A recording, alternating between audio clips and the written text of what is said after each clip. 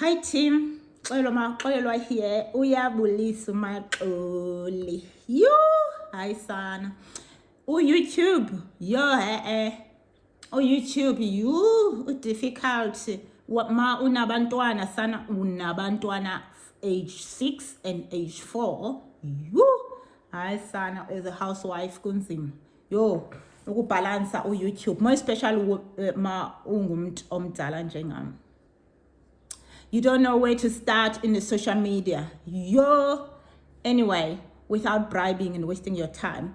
I thought you guys, you might need to know me so we can connect and then I can be comfortable too and stop being scared ukuthi ndizoqala phi xa nditsho uYouTube. Uyaqonda? Because nami ndiyoyika masuthetha apha, uyabona, ndine-idea ezininzi, ndinezinto ezininzi endinganixelela zona. Qha kaloku umuntu uyoyika. Ndiyoyika unixelela ukuba ndisingathi ningobani andinazi anindazi, so ndiqoma makhe ndiqale apha ke ngokuzazisa. So for those who don't know me, ndichilo ke ndathi ke ndingu-base eNew Zealand ne, but ndinguxolelwa ubuya e-Eastern Cape, Clarkbury, yabona. So ndizalelwe e-Eastern Cape, ndinguntombi yasezilalini. So my experience, what I'm going to share here is what I've been through, and nokuba ndibuya ezilalini. Yes, ndihlele eJoburg, but it was iminyaka emibalwa, yaqonda, like 2 years, 3 years eJoburg before, not even 3 actually, inoba mibini nje iminyaka yakhona, and then ndabuya ndaya phesheya.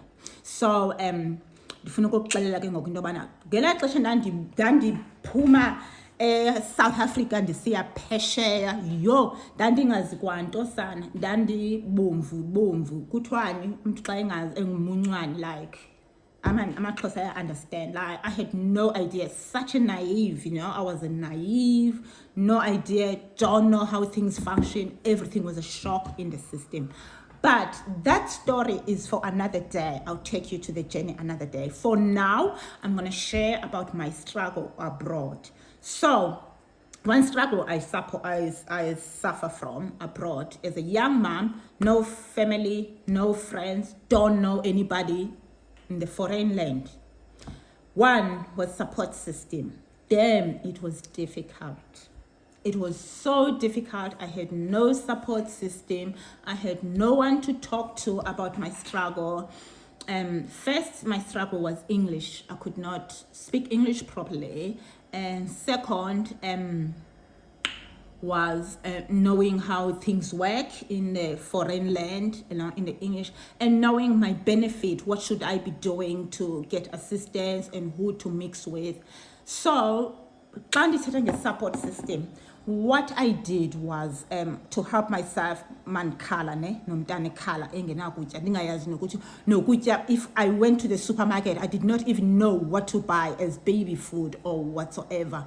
So in the Indians, I went to a church. Yes, that's where I got my support system. So if you are abroad, you are a new mom, or even you have a family, you and your partner, you just move abroad and you need support system and you don't know where to start, go to the church or go to the a place whereby you can, community places whereby you can mix with people of the country. So I went to the church and that's where I got my support system.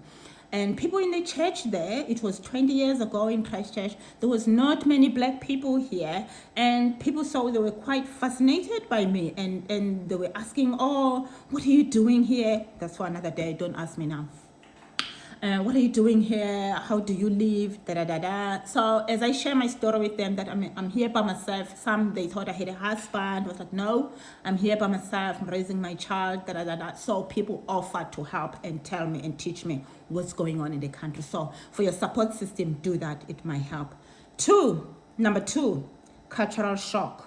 It was cultural shock to understand first the country and the weather. It was cold in New Zealand. I did not know what to do, where to stop, and where I get things to help myself. And then how people talk, like New Zealand accent, I could not understand. As I know, I was struggling with English in my country. So ndibuye village, and then from Johannesburg have not picked up because I went to public school. I'm not like these young ones who went these young ones who went to public school, or I was not from a privileged home whatsoever, whereby you go to private school and get better education. So I went to public school, the public system and everything. So every time abantu xa bethetha apha abelungu mabethetha ndandiba confused, yaqona. And second was the accent. Was like, oh my god, what are they saying? What does this mean? I don't get it. So be honest, say I don't understand and speak slow. Actually abelungu abafani nabantu abamnyama. Thina abantu abamnyama sihleka nasodwa nge-English. This is not even our language. Abelungu baya accommodate yo. Abelungu sana bayazama ukukumamela because they understand it's not your language. They try to catch you and understand what you're saying and your culture, and even write things down to help you. But it did help, although I met quite few of white South Africans who seemed to they thought they understand me in their way, because hello, I'm an indigenous person from South Africa, so they understand those ones. Anyway, they are South Africans, kidding. And then another thing I struggle with, the third thing I struggle with was accommodation. So because when I first came, I had no plan, didn't know what I was doing. I had a dream, so I had a vision how my life was gonna be, and I had no one to leave my baby. Maybe I had so many people to leave my baby at home as a young mom, but I'm from, poor family and another drama at home. So I did not want to leave my child with anybody. So I wanted to struggle with my child. So I did suffer looking for, my hair. Accommodation. I struggle, not suffer. I struggle looking for accommodation and where I'm gonna stay, because from the hotel to getting in, because to come in the country you have to come with money. At that time I have to come with money. I had no job, so I have to come as a tourist and then change later for a job. So it was difficult to find accommodation from the hotel, and I was running out of money.